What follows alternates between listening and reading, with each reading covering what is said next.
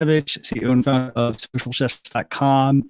And this is episode 189. We've got a great show for you today. It's myself, Phil Gerbershak, and guest Chelsea Pites. We've had Chelsea on a number of times actually on the show. So it's always great to have her back. She's very knowledgeable. She works in digital for real estate. So, you following her on Instagram. She's very active. So I'm going to go ahead and just pop on and say a quick hello.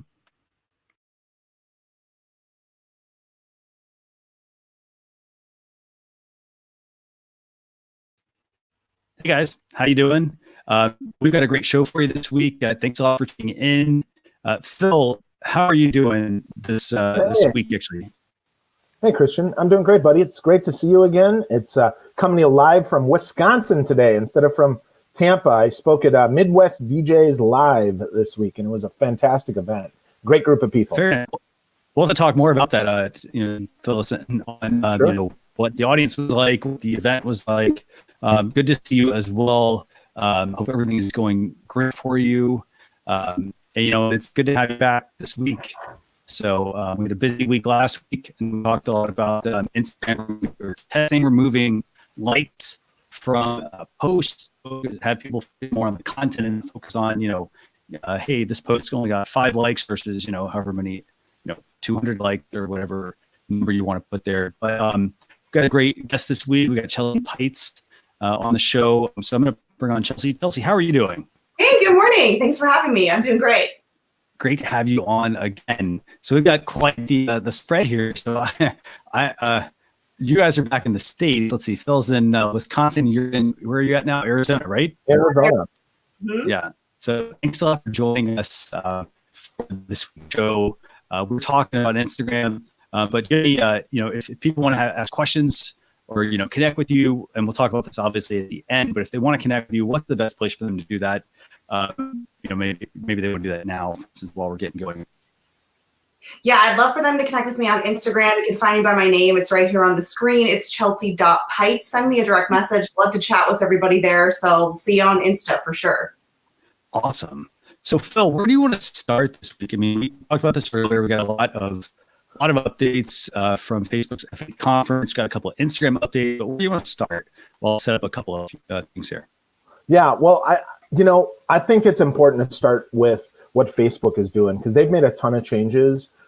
Folks that are watching, right there, Chelsea even posted about they're changing even the words we can use to get people to comment on our stuff and to share things. They're actually listening to the words, which I find super fascinating. But the biggest change that most people are going to see immediately is the way that the app on your phone looks almost exactly like Instagram does, with almost no, it's almost the same. So I don't know, Chelsea, do you have the new version, or is it already rolled out to you as well? Yes, I have the new version, and I remember I woke up in the morning because it's the first place I go, and I'm like, oh, I thought I was in Messenger for a second. Like it was just so different to me that I was like, oh yeah, it's much cleaner to me. You're right. I feel like they're really trying to morph the 3 major products to sort of look all the same kind of, I assume they're moving towards a much more unified product with which they talked about specifically for Messenger. But yeah, Right. I actually really like it. I had people that were totally offended and didn't like it and were like, wait a minute, I don't know what's going on. And I liked it. So I'm all for it. Awesome. Yeah, I think some people just like to complain because it's changed. That's true. They do. Yeah. So Christian, do you have the new one, bud? I don't have it yet, but by the way, do you want to tell people like what has changed here? So Yeah. So let's talk about it, right? So we take the top of the screen, right? The logo is now in the upper left. Now you have to search for stuff. They've hidden birthdays on the event, so you have to search for birthdays now if you want to find people's birthdays. I found that interesting. And then the stories is if you've got about 4.5 inches on the screen, the story is almost like 3/4 of an inch to an inch big. So it's almost impossible to ignore. And as they've talked about, right, the future of Facebook is private. So that's not surprising. I mean, they said they're going to push us there. I was curious how they were going to do that, but I tell you, you can't miss it. And yet, interestingly enough, people do. They still don't click on stories. They still don't get it. they still aren't there. So that's fascinating to me, especially brands aren't making stories. So it's interesting. I don't know. Chelsea, are you using it for real estate to promote some stuff too, or not yet? So I am a stories freak. Like that is my jam. I told people start using Facebook stories when they first came out, like free branding. They're going to push people there. It's going to be the top of your screen. Well, mark my words, they will put stories in the feed to get people to go to it. What I think is interesting is that, people don't read between the lines as to like what's happening. Yeah. Facebook actually tells you a lot about what's going on. Y'all, they are a for-profit company. They're making a lot of money on ads, and they have said, they literally said, it's documented, we're going all in on stories, which means we don't know how to make money there yet.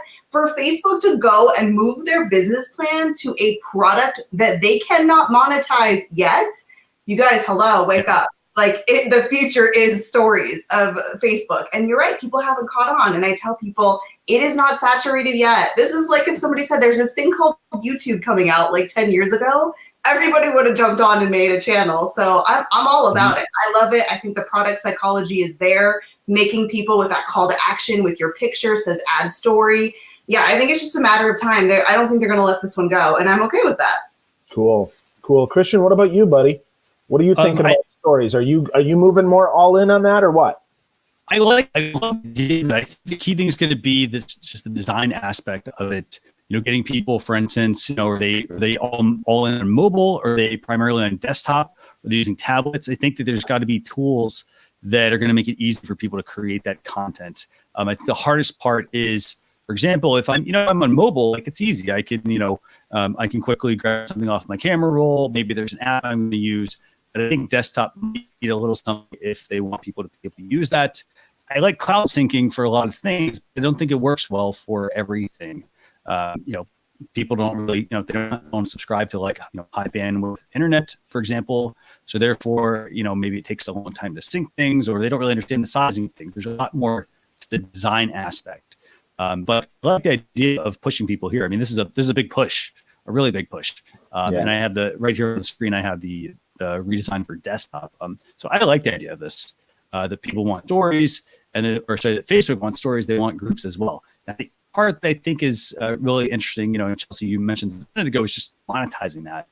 How are they going to do that? Because people, they don't really want to. I mean, it's not like the content on stories is going to be very long, but they also don't want it to be very, they don't want it to be too like, ad heavy, I guess, in a way, because then that could be a big turnoff for users, because it's easy to scroll past. Versus with stories, you don't really know what's coming next in somebody's stories. But I think that's okay, right? I mean, I think the serendipity of it actually is what makes it exciting and gives brands an opportunity to play.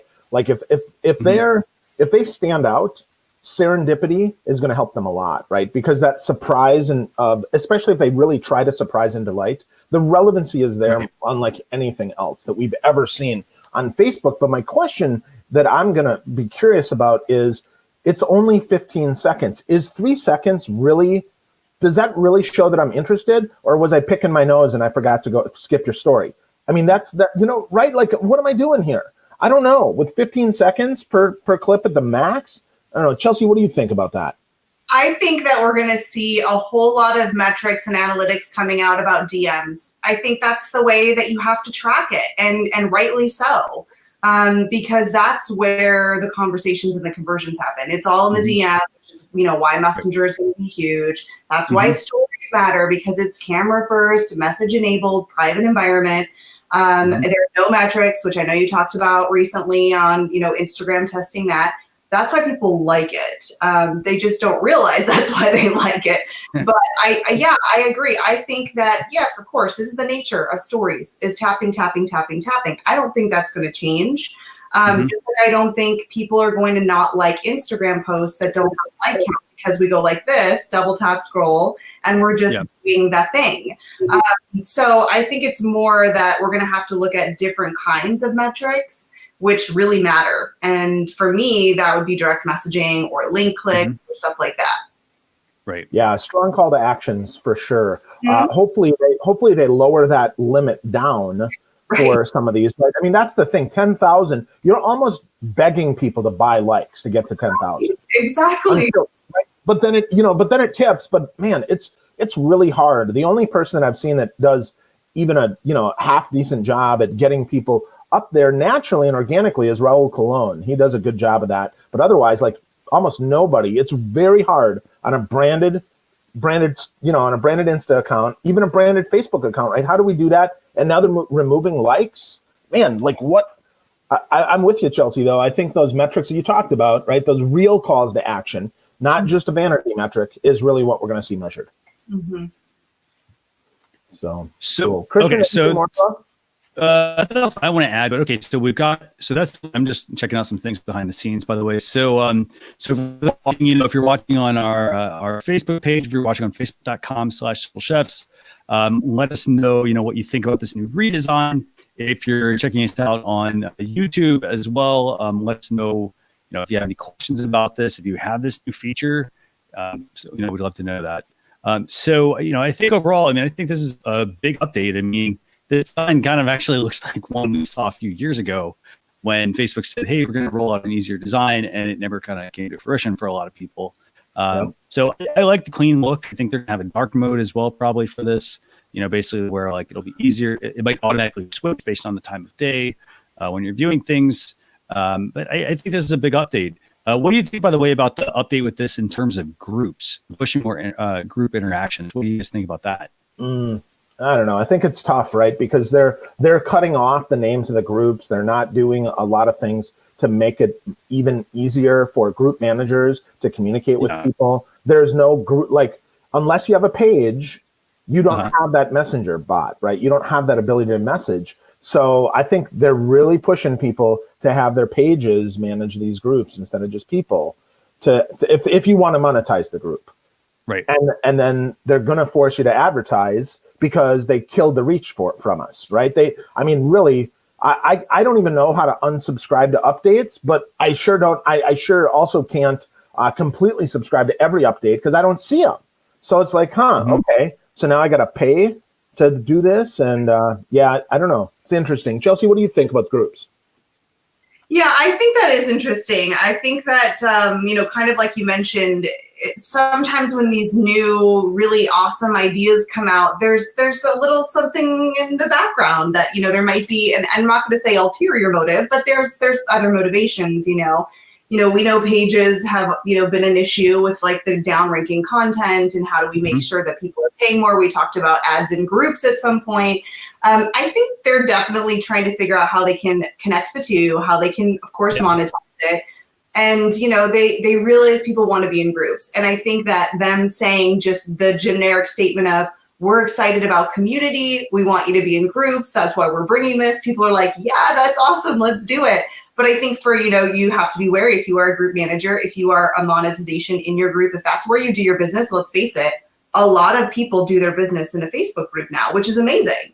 So I think this is more of an interesting, like, let's see what happens than this is so awesome, we're excited. Totally agree. Good points. What about you, Christian?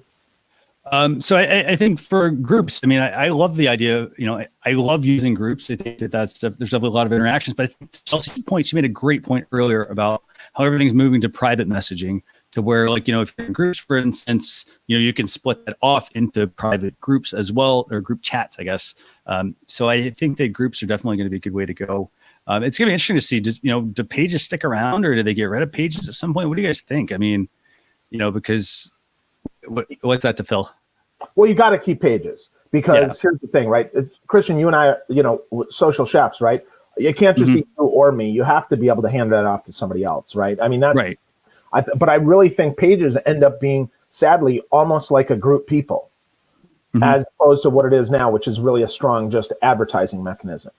So what do you think, as we move to stories, right? I think it's going to be consistent brand storytelling. So pages will have to be the focus of that. What do you think, Chelsea? Any thoughts on that? I think it's really hard. I think that pages didn't really turn out the way they had hoped years ago, right? And it was, and they fought this many years to have them. I feel like that must be a statement about, we got to figure out how to separate business and personal. We got to figure out how to do the ad piece of it. I'm not sure that there's a better way around it.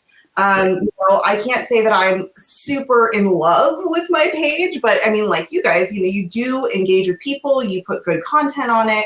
It absolutely can work. I mean, the idea that pages are dead and there's no use in having one is completely, untrue and unfounded. So I think that they haven't figured out a better way to do it. So I would be very surprised if in the near future pages go away. Maybe in the far future if they figure something else out. But I would be surprised. So all of you who abandoned your pages, you need to rethink that strategy. Absolutely. I mean, and it's still tied to a profile. You have to have a profile to create a page, to create a group, and so forth. So, I mean, just bringing that up because, hey, it's another property, it's another place that somebody has to manage. And I think a lot of people still struggle, with, well, what do I post on pages? What do I post on, a group? And then, hey, what do I do for stories now? And then, hey, let's move it into a direct message. Do I do a chat bot? Like, what do I do here to kind of run that whole gamut? Because there is no, there's no recipe, no particular formula that says, hey, this is exactly how you do it, because every business tends to work a little differently. It works for some, it doesn't work for others. So, there's a lot to think about, I think, when you're developing your strategy. So, okay, so we got designs. Designs were a big thing. They were updated, obviously, at Facebook F8. Obviously, Facebook putting group first. We talked about that. We talked about stories. You guys, what else do you guys want to talk about from Facebook's perspective? Do you want to talk about, I don't think we should cover Facebook dating necessarily. Anything in particular, Chelsea, that stood out from Facebook F8 for Facebook? Yeah, definitely not the dating part did not stand out. Yeah, that's interesting. I think the messenger part about just, combining everything into one area, which I kind of feel like, the only way I can kind of think of that is, the Pages app sort of like that, but I still don't find it super user friendly. So I have found myself toggling back and forth, talking to somebody on Insta and then talking to them on Messenger. And then we're having these different conversations with the same person. So that's interesting.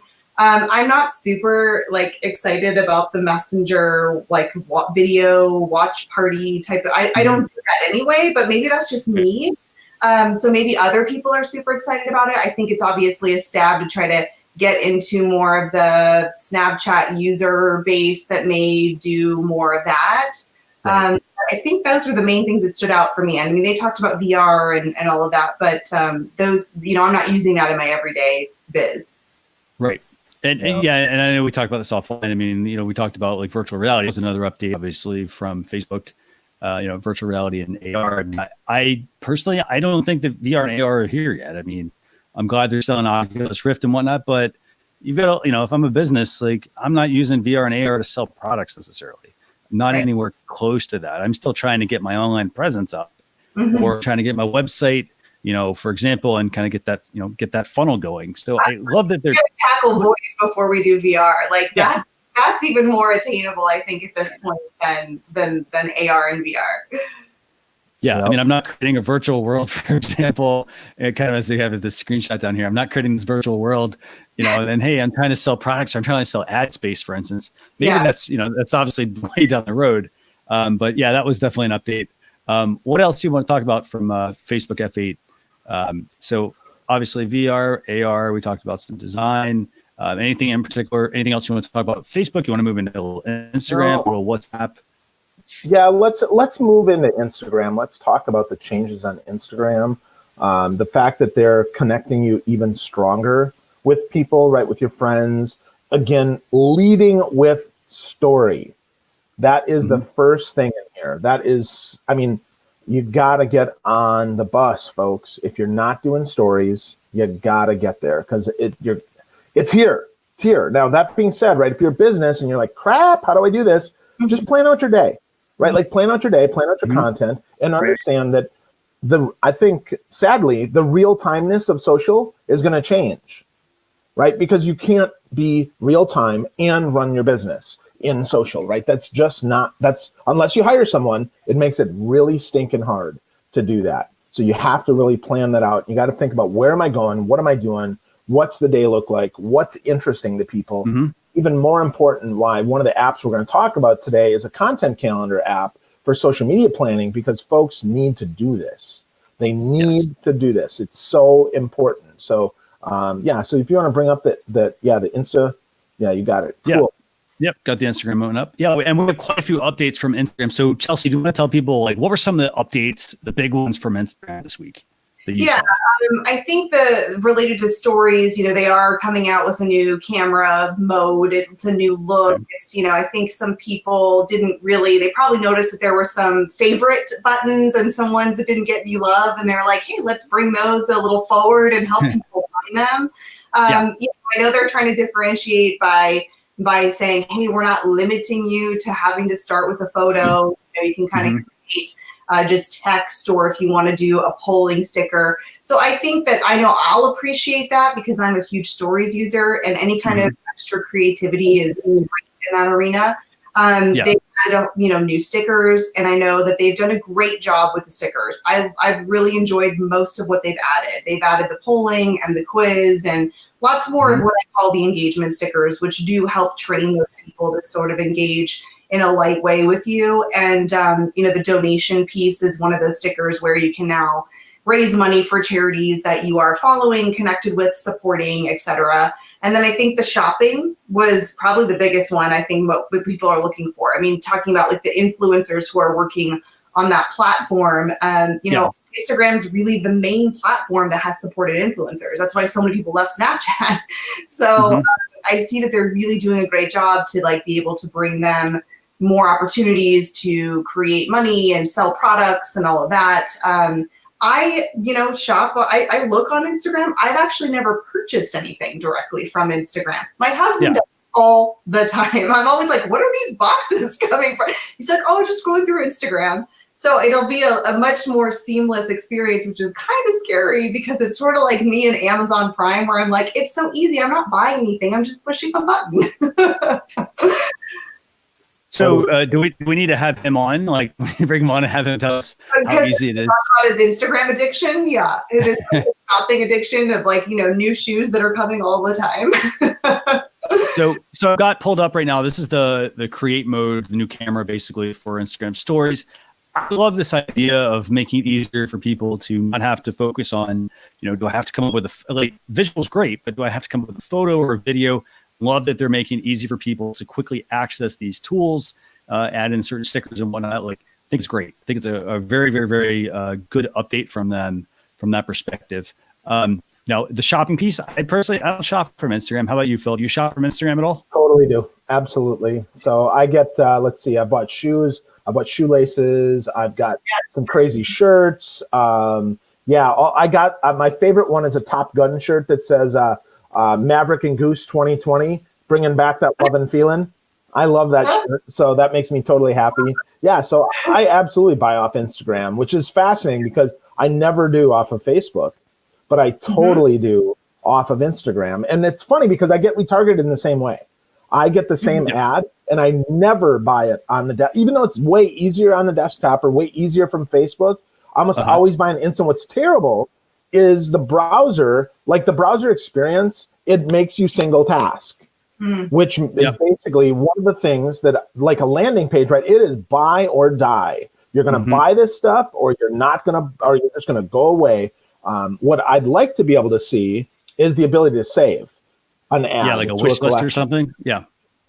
Yeah, like an Insta wish list that's private to me that I could, because that's the one thing that, but at the same time, I mean, the real timeness of it, it really, that FOMO, if I miss that shirt, I'm not going to remember where I got it from. That's the other thing. Like, it's so weird. I have no idea how these, because it's not like they're brands. It's because they have good product. That's what my husband says. Like, well, where'd you get this? He goes, I actually can't remember. And he gets frustrated because he wants to go find the thing again or the place. He's like, I wish you could save this. And so exactly what you said. Yes.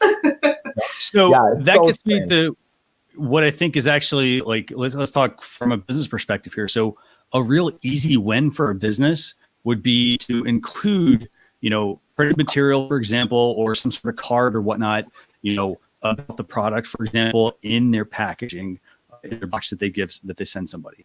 It might be like, for example, if I were the business, this is what I think they should have. I'd say, hey, you know what? If the person purchases off Instagram, they should have a card that they give out that has Instagram, for instance, that says, hey, thanks a lot for making the purchase on Instagram, for instance.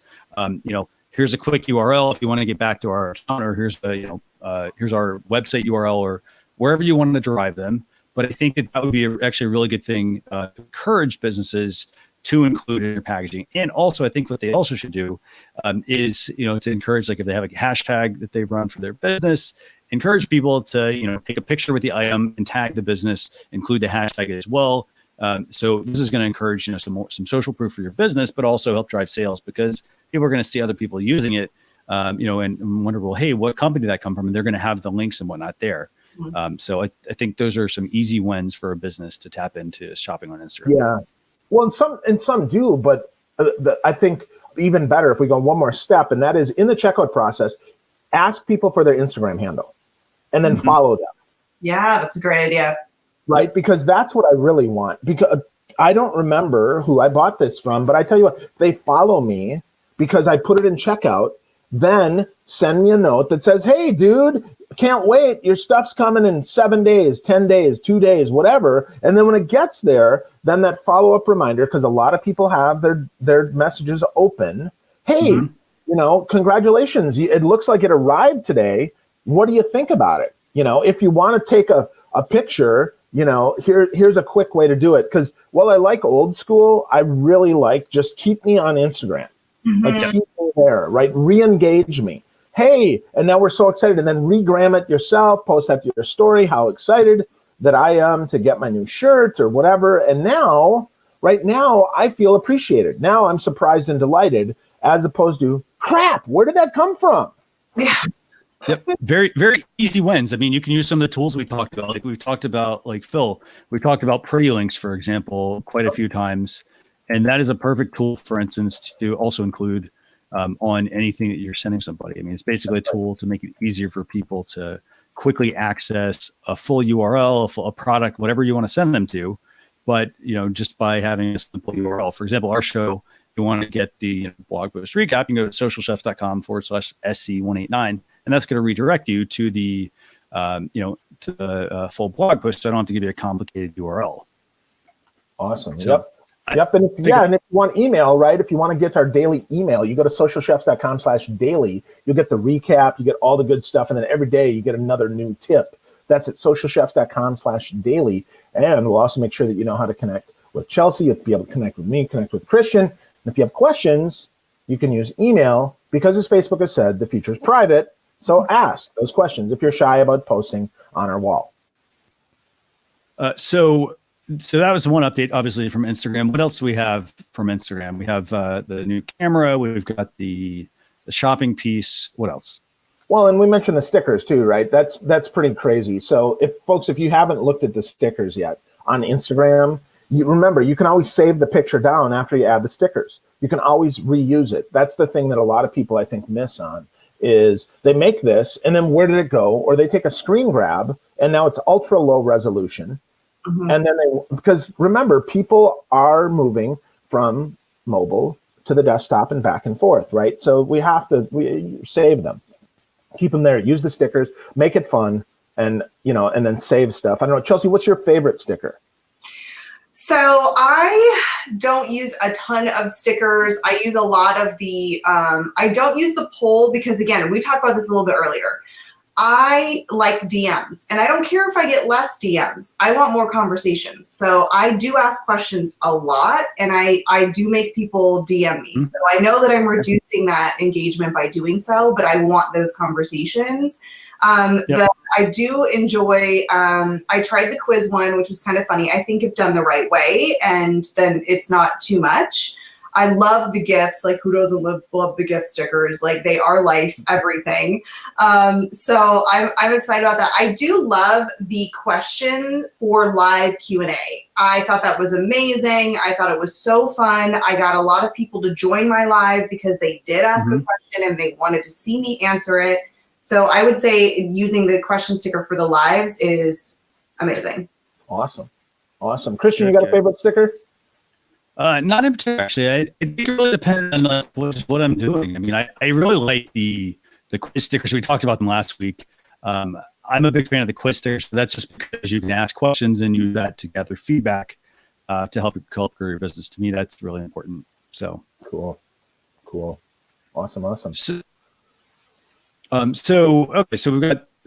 Was there anything else that was mentioned at F8, by the way, about any other Instagram updates? I know there's some WhatsApp news as well coming. Anything in particular? Anything else I've missed on that? I think we crushed F8 for sure, man. Okay, perfect. So the other update I think is important, I think, to really kind of talk about is Facebook. I'm already getting confused here. Instagram Creator Studio. What do you guys think about that? Creator Studio basically is a dashboard for Instagram users, Instagram content creators, basically.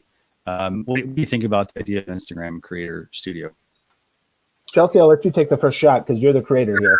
So, okay, this kind of reminds me of like Facebook Creator Studio, which I signed up for, and like that was basically, I signed up for it and I, had access. I didn't find anything like incredible about it. It was interesting.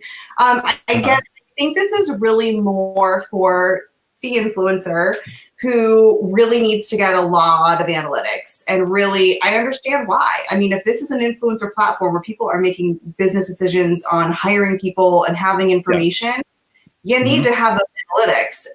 And likes isn't exactly the one you're looking at. Again, it's link clicks, conversations, buys, things that you're selling, and you got your shoppable posts and like how many people clicked and did that. So I think this will be great for those sort of higher level influencer type of accounts that really need some good data and some more intricate information that maybe they felt that, couldn't get as easily through the insights already on their business account.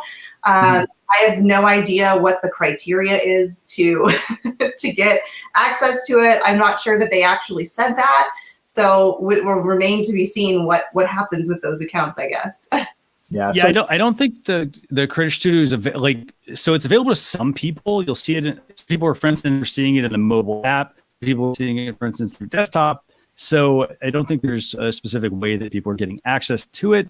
I think the key thing for me here also is that like they're giving you a lot of insights that you can also get from your Instagram mobile app as well. So, granted, this is something that's kind of being tested. What do you guys like? Do you think this is going to be the bridge basically to go from, to getting people from mobile back to desktop?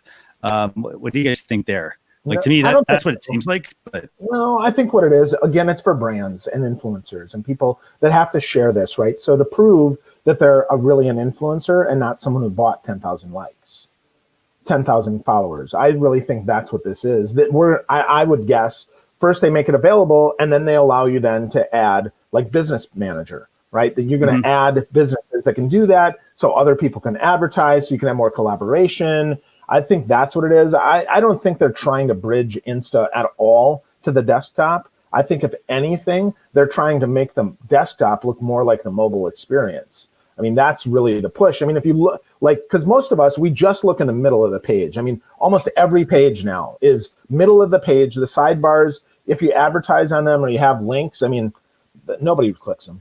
I mean, it's sad, right? Yeah. They don't. We're just middle people because, again, on our phone, right, it's, I'm swiping up, I'm swiping down.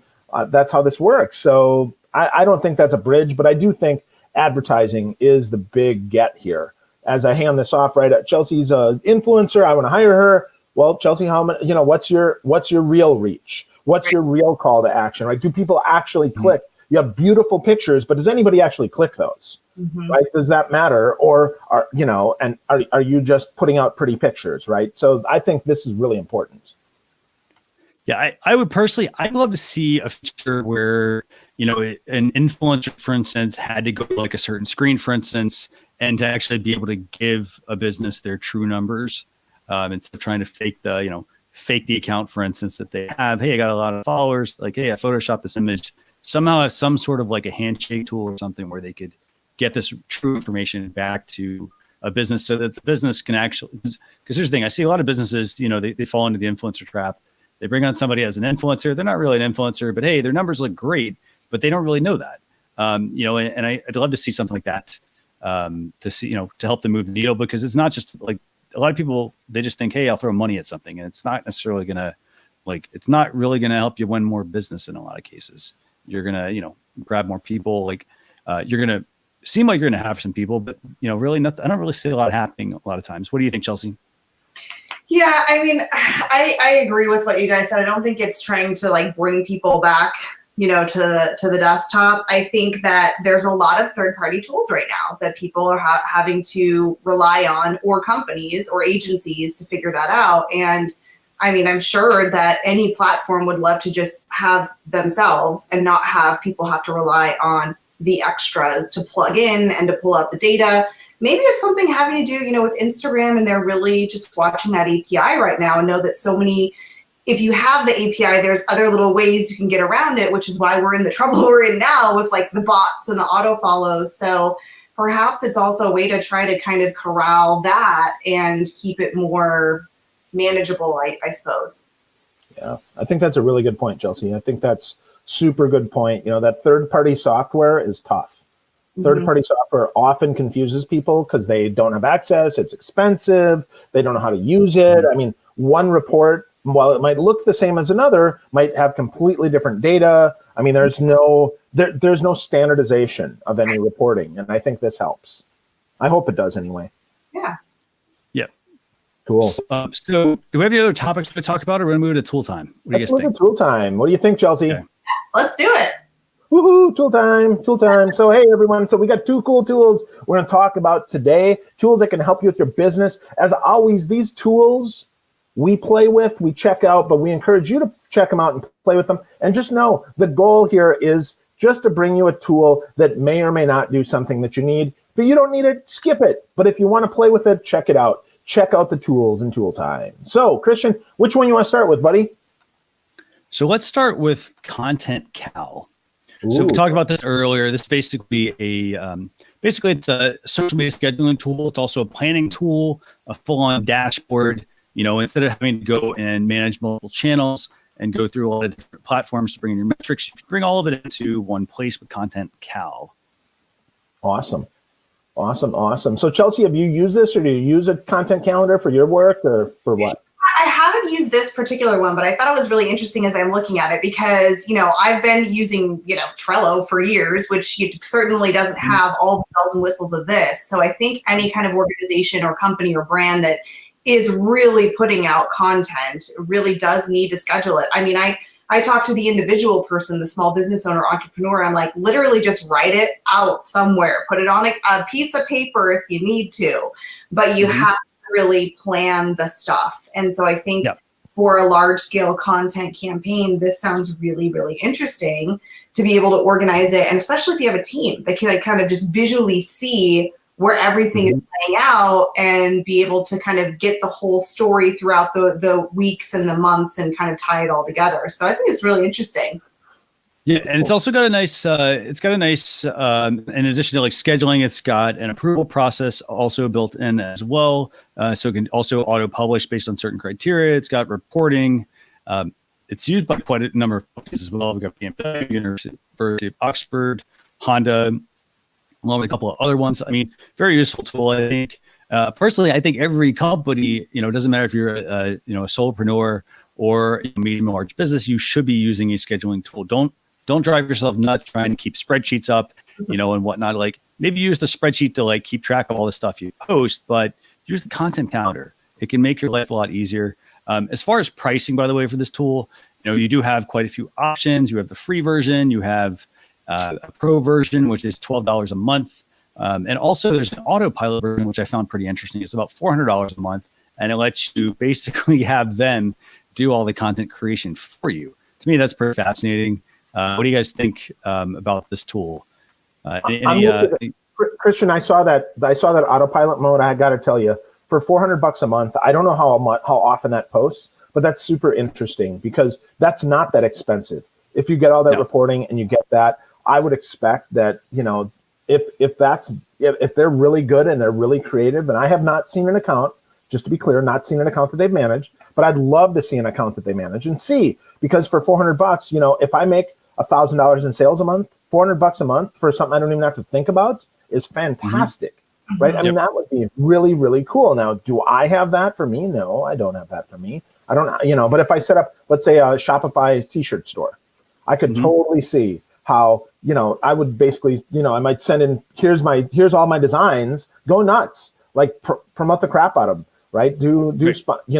Crank my stuff up. And I'd be curious how well they grow the accounts as well, if they just post or if they're doing some other stuff too, because that's really, again, $400 a month. Well, a lot of small businesses say, wow, that's a lot. Again, the goal, if this sells $1,000 a month, this could be a really good deal. Yep.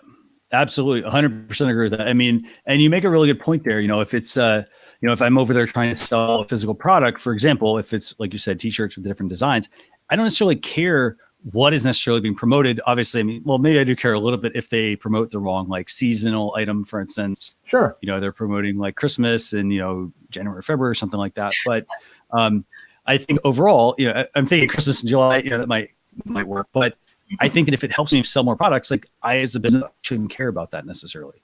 So it helps, keep my plate clean. I can keep, doing all the things I need to do and let that thing manage itself. So I think it's very, very useful. And, for $400, you're not going to hire somebody for $400 a month in most cases to do your channel management. Definitely not going to happen. But that's tool number one for the week. I think it's a good tool. I mean, here's the thing. If you don't have, we talked about this earlier, if you don't have a strategy in place, now is a good time to stop. Like, in a way, I personally would say, hey, stop what you're doing. It's not like, if you're on the hamster wheel and you stop and because you're not really producing results anyway, if you stop, it's not like it's going to impact anything. So stop, fix it, get things right, get that strategy set up, and then get back on that wheel. And it won't be a wheel at that point. It'll be a road, a wide open road to where you can go wherever you want. Do you guys have any tips for viewers that might have questions about strategy? How do they create strategy, or maybe some adjustments they can do? Phil or Chelsea? Yeah, that's like asking okay, how do we start a brand? It's a big conversation. I think yes. Simplify it into 3 main steps that I usually do is, first of all, you got to go way back. You got to get really clear on what your value is and your unique value proposition. And you need to get really clear on who your niche audience is, because that's where you're going to create all your content from. And that's what your strategy comes from. So I see so many people that are like, well, I'm posting here and I'm doing this and I want to do IGTV and all of this. I'm like, well, hold on a minute. Let's actually look at what is your goal? Who are you talking to? Look at what in the past. Let's go through data. So it's really going way back one to square one. And then I think once you sort of attended to those items, then it's really about as simple as, honestly, if it's a piece of paper or if it's a system, let's talk about creating some ideas and check off the box. Does this speak to my niche audience? Is this yes or no? And then start a very simple plan and then actually doing it. Yeah, absolutely. Good points. Yeah. And don't forget, what is your ultimate monetization strategy? How are you trying to drive this revenue, right? That's really, really a big thing. You got to ask that question. I mean, for instance, we've talked about, LinkedIn. AJ Wilcox was on before. LinkedIn ads are expensive, but if you're driving a $1,000, a $10,000 sale, $10 is not that much. If you're trying to sell a T-shirt, you shouldn't advertise a T-shirt on LinkedIn, right? So understand also what is your goal, and then what's ROI look like?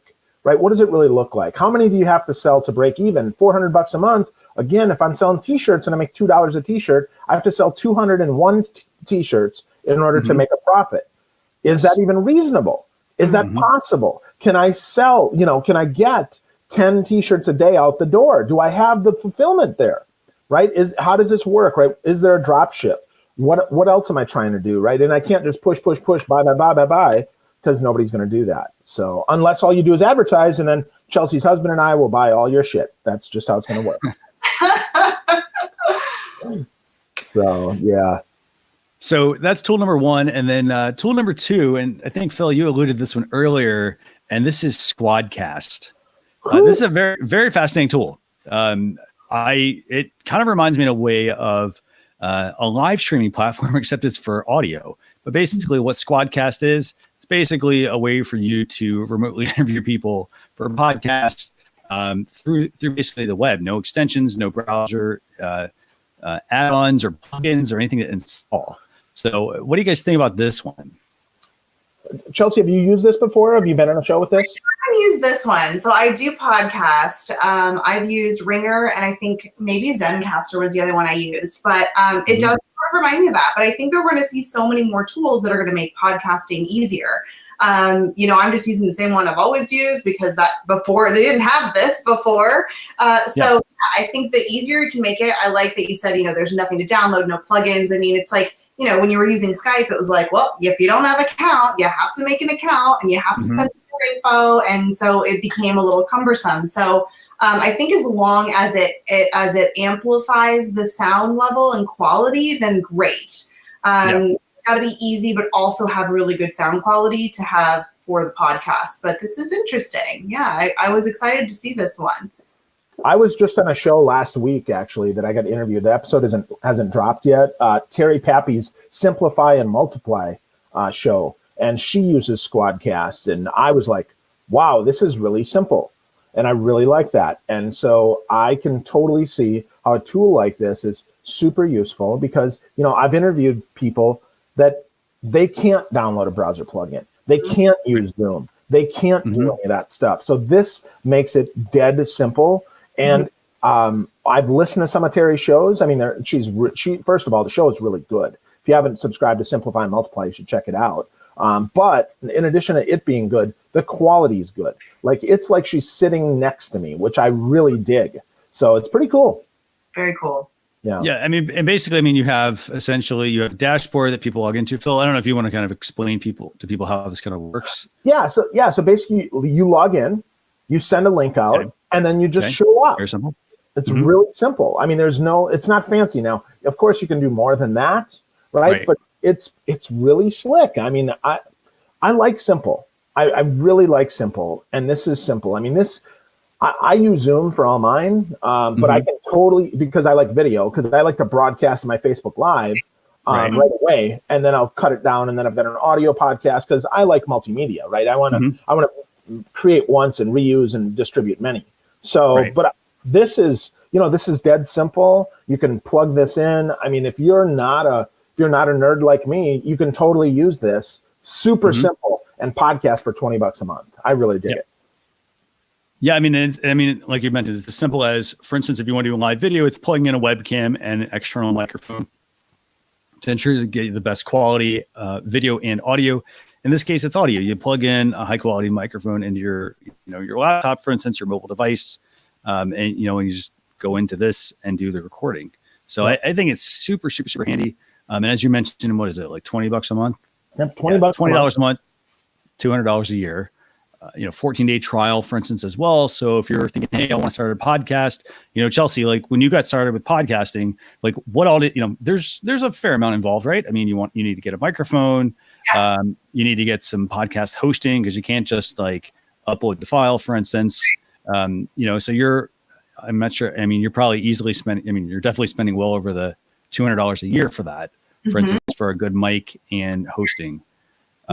Any other hidden costs there that, we haven't thought about? I mean, artwork, I guess. Yeah, the artwork, if you're doing an intro, outro, maybe buying music, but it's all sort of a one-time, entry fee to the game. Yeah. The hosting is really the monthly piece there. Right. Yeah. So, one host up to 3 guests, pretty simple HD video interviews as well. So it's very similar to Zoom in a way as well. But you get a wave option, you get an MP3 option, you can do your scheduling. I like the scheduling piece as well. You don't have to use a third-party scheduler or another scheduling tool. Do everything through there. I think that's super handy as well. But that's Squadcast. So that's the other tool that we had for you this week. Cool. So, cool. Very cool. So we're at the top of the hour. Is there anything you guys want to Chelsea, anything you want to any tips that you want to share with, with viewers? So my tips are usually all about Instagram. I'm dropping an IGTV Instagram tip a week, if not more. Okay. I'm loving Insta over there. I would say, speaking of IGTV, it's one of those things where, it's kind of like Facebook Live 3 years ago. Now's the time to dive into it because like we talked about, people don't really get it yet. And giving you a lot of love on that feed if you do the preview option. So you can do a little video that's longer than a minute. You can opt to do a preview. It goes right into the feed. I will tell you, if you're obsessed about your grid, you have to be very careful about what your cover photo is. If you're using a third-party scheduler, like a Planoly or a Later or anything like that, it's not going to pull your cover photo. So I'm just saying, if that's important to you, you need to know those things. It doesn't mean you can't do it. It just means you need to be thinking about it. Definitely. Very cool. So where can everybody connect with you again? I mean, I know we talked about at the beginning of the show, but if they're catching the end of this, what's the best place for them to reach you? Yeah, you can find me everywhere by my name, Chelsea.Pites. I usually would suggest people go to Instagram because they can see me on Instagram stories every single day and get to know me pretty well there. So I'd love to connect with them there. Awesome. Very cool. It's been a pleasure having you on. Phil, any parting thoughts? Nope. Well, just want to say thank you, Chelsea. It was really fun to talk to you and learn from you. I appreciate you dropping some smart bombs for us. Yeah, thank you for having me. It was a really good time. Thank you so much for joining us, Chelsea. So for those of you watching, we'll have a blog post recap that goes out tomorrow. You can get that by signing up for the daily newsletter, socialchefs.com/daily. We'll also have it up on the blog. And then we got another show next week as well. We've got Christine joining us next week. So it'll be on, I think it's 9:00 in the morning, but we'll confirm. But thanks a lot for joining us. We will see you all later. Have a good rest of the week and a great weekend. Bye. Yeah.